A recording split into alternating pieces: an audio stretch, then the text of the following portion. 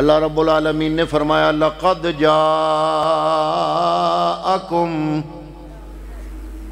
ایک لفظ قد جب ماضی سے پہلے آ جائے اور اس کے اوپر لام تاکید والا ہو تو وہ عام ترجمہ نہیں ہوتا، ترجمہ کرنے سے پہلے تحقیق کا لفظ لگایا جاتا ہے، یعنی اگلی جو بات ہو رہی ہے اس میں کوئی شک و شبے کی گنجائش نہیں۔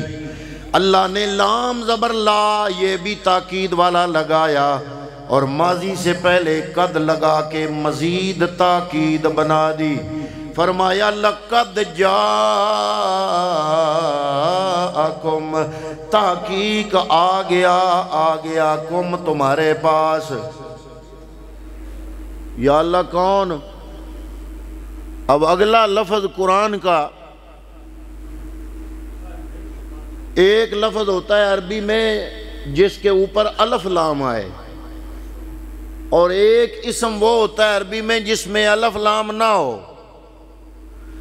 الف لام اسم سے پہلے آ جائے تو معرفہ، اور الف لام نہ آئے تو نکرہ۔ اب یہاں پر لَقَدْ جَاءَكُمْ رَسُولٌ،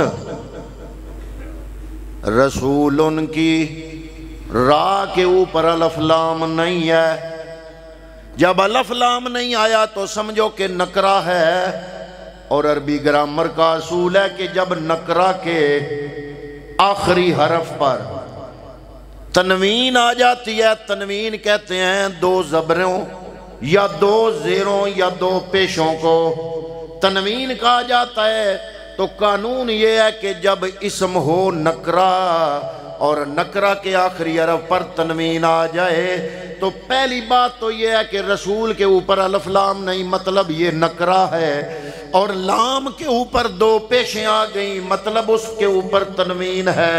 یا اللہ کون بھیجا تو نے؟ فرمایا لَقَدْ جَاءَكُمْ رَسُولٌ، آدم سے لے کر روح اللہ تک سارے رسول آئے، اور یہ رسولن نکرہ ذکر کر کے اوپر تنوین ڈال کے، نکرہ پر تنوین ڈال کے رب فرما رہا ہے وہ سارے رسول آئے، یہ ان کا امام آ گیا ہے۔ یہ تنوین عظمت کے اظہار کے لیے آتی ہے جب نکرہ کے اوپر آ جائے۔ یا اللہ کہاں سے آیا؟ فرمایا من انفسکم، یہ بھی ہمارے لیے بہت بڑی عزت کی بات ہے کہ 1.25 لاکھ نبیوں کا جو امام بننا تھا، جو مقصود کائنات تھا، جو مطلوب کائنات تھا، جو وجہ تخلیق کائنات تھا، جو باعث تخلیق کائنات تھا، اللہ رب العالمین نے اس پیغمبر کو من انفسکم فرما کر ہماری عزت میں اضافہ کر دیا۔ اللہ نے فرمایا اتنی عظمتوں والا رسول میں نے تم میں سے بھیجا ہے، یعنی اس کی وجہ سے انسانیت کی عظمت میں مزید اضافہ ہو گیا۔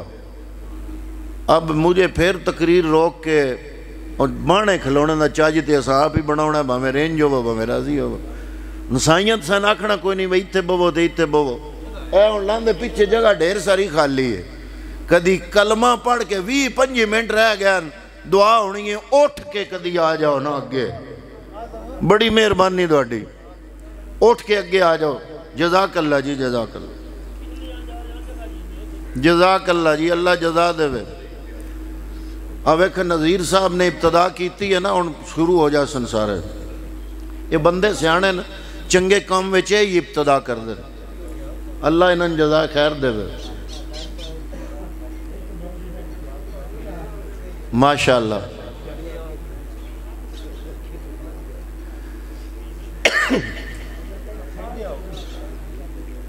میرا خیال ہے کہ آج جڑا تھوڑا جہا ٹائم ہے ساڈا سا بانا کھلونے چ گزار چھڑنا،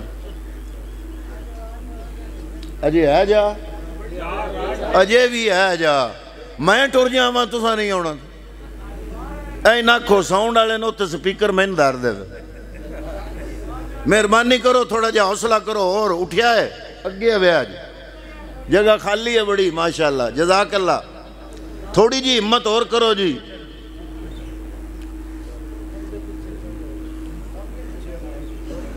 آ جاؤ آ جاؤ آ جاؤ، ہوں وچوں ہوں کہیں اٹھ گئے جگہ تے خالی ہوں اگاں گا ہو جاؤ۔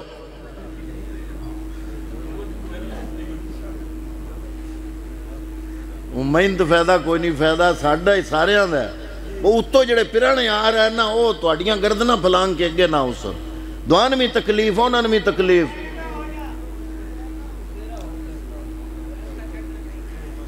بہرحال جی اللہ تعالیٰ دون جزائے خیر دے وے، بڑا کام کیتا ہے جڑا تھوڑا تھوڑا اگے آئے ہو، اللہ دونی دی جزا دے وے۔ آؤ ہن مضمون حال، اللہ نے فرمایا لَقَدْ جَاءَكُمْ رَسُولٌ، یا اللہ کون آیا؟ فرمایا عظمتوں والا رسول۔ یا اللہ کہاں سے آیا؟ رب نے ہماری عزتوں میں اضافہ کرنے کے لیے فرمایا نہ فرشتوں سے آیا نہ جنوں سے آیا، من انفسکم، یہ جو کائنات کا، پوری کائنات کا سردار، تاجدار، 1.25 لاکھ نبیوں کا امام بنا کے میں نے نبی بھیجا، وہ کسی اور مخلوق سے نہیں، من انفسکم، تمہاری عزتوں میں اضافے کرنے کے لیے وہ 1.25 لاکھ نبیوں کا امام میں رب نے تم میں سے پیدا فرمایا۔ یا اللہ وہ کیسا رسول ہے؟ میں بڑی جلدی جلدی اگلے الفاظ ادا کر رہا ہوں تاکہ میری یہ کوشش ہے کہ میں اپنے ٹائم میں پوری آیت سمجھا سکوں۔ فرمایا عزیزن، اب یہاں پر یہ جو اگلے لفظ آ رہے ہیں یہ بڑے عجیب ہیں، حقیقت بات ہے، یہ کوئی جذباتی بات نہیں، کوئی جھوٹ نہیں، کوئی تصنع نہیں، کوئی بناوٹ نہیں۔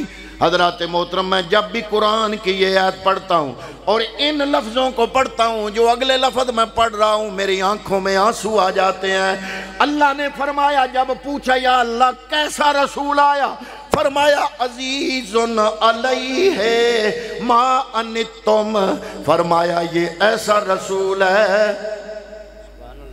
اب تعریف خدا کر رہا ہے، تعارف اللہ پیش کر رہا ہے۔ آپ میں سے کوئی شے، کوئی بندہ بھیجے کسی کو تو وہ اگلا پوچھتا ہے وہ کی ہے، کیڑے کام آئے گی؟ اب باہر کے ملک سے کوئی مشینری آئے، ساتھ اتنا کتابچہ ہوتا ہے، اس میں لکھا ہوتا ہے کہ اس مشینری کا نام یہ ہے، اس کا کام یہ ہے، اس کی احتیاط یہ ہے، یہ ایسے ایسے چلے گا، ایسے ایسے اگر کرو گے تو خراب ہوگا، ساری ڈیٹیل لکھی ہوتی ہے۔ حضرات محترم اب رب بھیجنے والا ہے، وہ رب تعریف کر رہا ہے، وہ رب اس کا تعارف پیش کر رہا ہے۔ یا اللہ یہ کیسا رسول ہے؟ فرمایا عزیزن علیہ ما انتم، یہ ایسا رسول بھیجا ہے کہ تمہارا مشقت میں پڑھنا میرے نبی کو اوکھا کر جاتا ہے۔ مشقت میں امتی پڑھتا ہے، مشکل میں نبی چلا جاتا ہے۔ مشقت میں امتی پڑھتا ہے، گراں میرے نبی پہ گزرتا ہے۔ مشقت میں امتی پڑھتا ہے، بوجھ میرے نبی پہ پڑھتا ہے، اکتاہٹ میرے نبی کی طبیعت میں پیدا ہوتی ہے۔ کیسا یہ عظیم رسول ہے، اور اس کا یہ تعارف کسی مفسر نے نہیں کیا، کسی محدث نے، تابعی، تبع تابعی، صحابی نے نہیں، بلکہ رب کائنات جو خدا اپنے نبی کو بھیج رہا ہے وہ تعارف پیش کر رہا ہے۔ فرمایا وہ نبی تمہیں دیا کہ جب تم مشقت میں پڑھتے ہو تو مشکل میرے نبی پہ بن آتی ہے۔ کیسے حضور نے اپنے لیے عظیمت کا رستہ اختیار کیا اور امت کے لیے رخصت کا رستہ اختیار کیا۔ میں نے کیا جملہ کہا؟ ایک ہوتا ہے عظیمت، ایک ہوتا ہے رخصت۔ میدان کرب و بلا میں یزید کے سامنے ڈٹ جانا اور کنبہ کٹا دینا یہ عظیمت ہے، اور شریعت کہتی ہے کہ جب جان پہ بن جائے تو جان بچانے کے لیے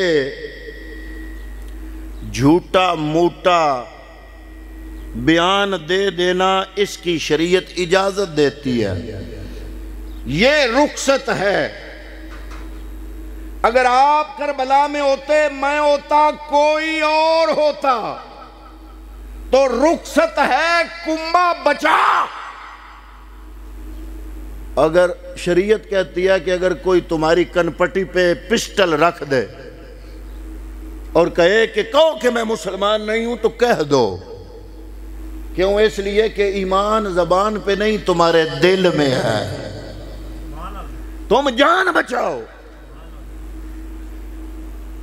حضرت امام علی مقام اگر رخصت پہ عمل کرتے تو مجرم نہیں تھے، لیکن جو اللہ والے ہوتے ہیں، جو اس فنا فی اللہ کے مقام پہ ہوتے ہیں، جو اس مقام پہ پہنچتے ہیں، وہ رخصت پہ عمل نہیں کرتے، وہ عزیمت پہ عمل کرتے ہیں، وہ کنبہ کٹا دیتے ہیں، رب کے دین کو بچا جاتے ہیں۔ اب عزیمت اور رخصت کا پتہ چلا تو حضور نبی کریم نے اپنے لیے عزیمت چنی ہمیشہ۔ ایک دفعہ صحابہ کو دیکھا، چہرے پیلے سپیلے، کمزور، کوئی یہاں گر رہا ہے، کوئی وہاں گر رہا ہے، کمزور، نکاہت کا عالم۔ میرے نبی نے پوچھا تمہیں کیا ہو گیا ہے؟ کوئی کہیں گر رہا ہے، کوئی کہیں گر رہا ہے، وجہ؟ عرض کیا یا رسول اللہ، ہم صوم وصال رکھ رہے ہیں، تسلسل سے روزے رکھ رہے ہیں۔ فرمایا کس نے کہا تمہیں؟ عرض کی یا رسول اللہ آپ جو رکھ رہے ہو، تو ہم نے سوچا ہم بھی رکھیں۔ فرمایا تم کو کس نے کہا میں روزے رکھ رہا ہوں؟ رمضان تو نہیں ہے، تم کو کس نے کہا کہ میں روزے رکھ رہا ہوں؟ عرض کیا یا رسول اللہ فجر کی نماز سے لے کے مغرب کی نماز تک ہم آپ کے سامنے ہوتے ہیں، اتنے دن ہو گئے آپ نے کبھی کوئی کھایا نہیں، کبھی کوئی پیا نہیں، ہم نے سمجھا شاید آپ روزے رکھ رہے ہیں۔ فرمایا ایوکم مثلی، اے میرے صحابہ کون ہے جو تم میں میری مثل ہو؟ آنا عند ربی ہوا یطعمنی و یسقینی، ابھی تو عند ربی ہوا یطعمنی و یسقینی، میں ایک محمد تو تمہارے سامنے ہوں اور ادھر میں اپنے رب کے ہاں راتیں گزارتا ہوں، میرا رب مجھے کھلا بھی دیتا ہے پلا بھی دیتا ہے۔ تم میں کون ہے جو میری مثل ہو؟ یہ کن کو فرمایا؟ وہ کون تھے صحابہ؟ کوئی ابو بکر صدیق ہے، کوئی عمر فاروق ہے، کوئی عثمان غنی ہے، کوئی مولا علی ہے، کوئی ابو ہریرہ ہے، کوئی عبداللہ ابن مسعود ہے۔ ارے ان ہستیوں میں اگر کوئی نبی کی مثل نہیں ہو سکتا تو 15 صدیاں بعد آنے والے مسلمان نبی جیسے کیسے ہو سکتے ہیں؟ فرمایا ایوکم مثلی، کون ہے جو تم؟ یہ میرا جملہ نہیں، میرے نبی کا جملہ۔ ابھی تو عند ربی، میں اپنے رب کے ہاں راتیں گزارتا ہوں، ہوا یطعمنی و یسقینی۔ حضور نے ارشاد فرمایا لولا ان اشق علی امتی، اگر مجھے اپنی امت کے مشقت میں پڑنے کا ڈر نہ ہوتا، لَأَمَرْتُهُمْ بِالسَّوَاكِ عِنْدَ كُلِّ صَلَاةٍ، تو میں ہر نماز کے وقت ان پر مسواک لازم قرار دے دیتا۔ اب پڑھے لکھے حضرات ہو، جملہ اگر میں نے آپ کو چتھوانا ہے تو مجھے کیا فائدہ آپ کے پرحال ہونے کا؟ میرے اس مجمع کو آپ کے سیانے ہونے کا کیا فائدہ ہوگا؟ اگر جملہ میں نے بھی بار بار، عام مجمع ہو تو اس کی اور بات ہے، یہ سلجھا ہوا مجمع، شعور والا مجمع، اب اس کے سامنے میں ایک ایک بات چتھواتا رہوں، چبواتا رہوں تو بات تو عقل کی نہیں ہے۔ اب میں دوبارہ جملہ بول رہا ہوں آپ کی توجہ کے لیے، توجہ کرو کہ جملہ کیا ہے۔ فرمایا اگر مجھے تمہارا مشقت میں پڑنے کا خوف نہ ہوتا، لولا ان اشق علی امتی، اگر مجھے امت کے مشقت میں پڑنے کا خوف نہ ہوتا، لَأَمَرْتُهُمْ بِالسِّوَاكِ عِنْدَ كُلِّ صَلَاةٍ، تو میں مسواک کو ہر نماز کے لیے فرض بنا دیتا۔ اور ابھی بھی میں نہیں بتانا ہے، اس جملے کا مطلب یہ بنا کہ شریعت محمد کی محتاج نہیں، محمد شریعت کے محتاج نہیں، شریعت مصطفیٰ کی محتاج ہے۔ نبی چاہے تو کسی کو فرض بنائے، چاہے تو نفل رہنے دے۔ فرمایا اگر مجھے خطرہ نہ ہو تو میں ہر نماز کے وقت اپنے امتی کے لیے نماز فرض، مسواک فرض قرار دے دوں۔ پتہ چلا اللہ نے مصطفیٰ کو اختیار دیا ہے، جس کو چاہے فرض بنا، جس کو چاہے نفل بنا۔ تو جو آوازیں آتی ہیں کہ نبی کے چاہنے سے کیا ہوتا ہے، جناب یہ ہوتا ہے، پوری شریعت نبی کے چاہنے سے بن جاتی ہے۔ نبی کے چاہنے سے ایک چیز مستحب و فرض بن جاتی ہے۔ حضور نبی کریم صلی اللہ تعالیٰ علیہ وآلہ وسلم اپنی امت کے لیے کس قدر مشقت میں پڑنا آپ پہ ناگوار گزرتا تھا۔ جب شروع کا عالم تھا نا، شروع میں نماز جنازہ فرض نہیں تھا۔ جب حضرت خدیجہ کا وصال ہوا نا،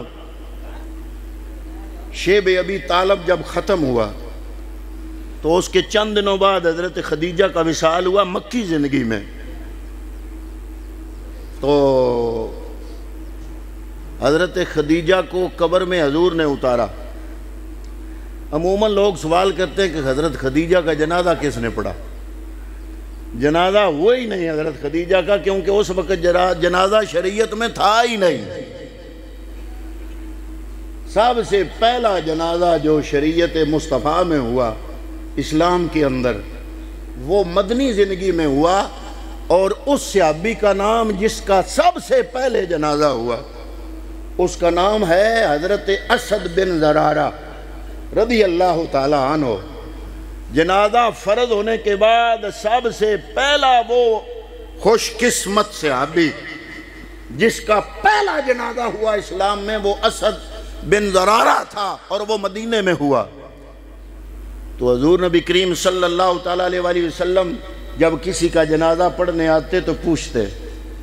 حضور کو کیا پڑی تھی پوچھنے کی؟ بھئی میت چاہے زیادہ بوجھ میں بھی ہو، ماشاءاللہ، حضور پوچھتے کہ اس کے ذمے کسی کو قرض تو نہیں ہے، پہلے قرض ادا کرو۔ وہ کیوں کرتے؟ اس لیے کہ امتی یہ جان چھوڑ کے آگے جا رہا ہے، یہ قرض کا بوجھ لے کے نہ جائے۔ امت کا مشقت میں پڑنا نبی پہ ناگوار کیسے گزرتا ہے؟ جب شروع کے دن تھے تو وہ تھوڑے سے تنگی معاشی تھی، معاشی تنگ دستی تھی، تو حضور ذمہ لگا دیتے بھئی اس کا بھی قرض ادا کرو۔ لیکن جب خوشحالی آئی، مختلف فتوحات ہوئیں، تو حضور جب جنازہ پڑھنے آتے تو پوچھتے اس کے ذمہ کسی کا قرض ہے؟ کہا جاتا، عرض کیا جاتا یا رسول اللہ ہے، تو حضور یہ نہیں کہتے تھے کہ اس کا قرض ادا کرو، حضور اپنے ذمہ لے لیتے تھے۔ حضور فرماتے تھے اس کا قرض میں دوں گا۔ حضرات محترم، آج کا خونی رشتہ دار مرنے کے بعد قرض داروں کو قرض ادا نہیں کرتا، وہ کہتا ہے پیو کو لے آنی میں نہیں جاندا، او قبر وچ پہ جا اوتھوں لے، یہ محمد مصطفیٰ ہے، کوئی خونی رشتہ نہیں، صرف مرنے والے نے کلمہ پڑھا، جب پتہ چلا اس کا قرض ادا ہونا ہے، محمد عربی اپنے پاس سے اس کا قرض دے دیا کرتے تھے۔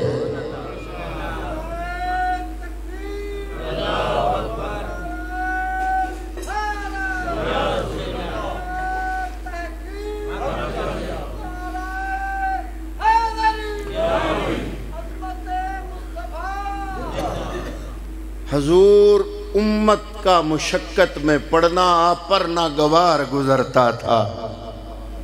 یہی وجہ ہے کہ حضور یہ نہیں کہ جو سامنے امتی تھے ان کی فکر تھی، ہماری بھی فکر تھی، حضور کو ہماری بھی فکر تھی۔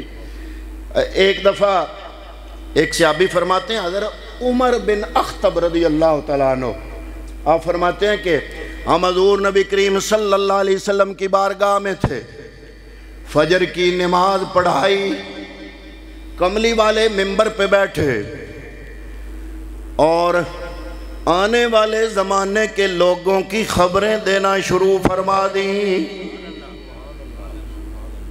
اب حضرات محترم صحابی رسول کی بات ہے، وہ فرماتے ہیں فجر کی نماز پڑھانے کے فوراً بعد میرا نبی منبر پہ بیٹھے، آنے والے زمانے کے حالات کے بارے میں بتانا شروع کر دیا۔ پہلی صدی والوں کے لیے بتایا، دوسری صدی والوں کا بتایا، تیسری صدی والوں کا بتایا، چوتھی صدی والوں کا بتایا، آنے والے حالات کے بارے میں خبردار کرتے رہے۔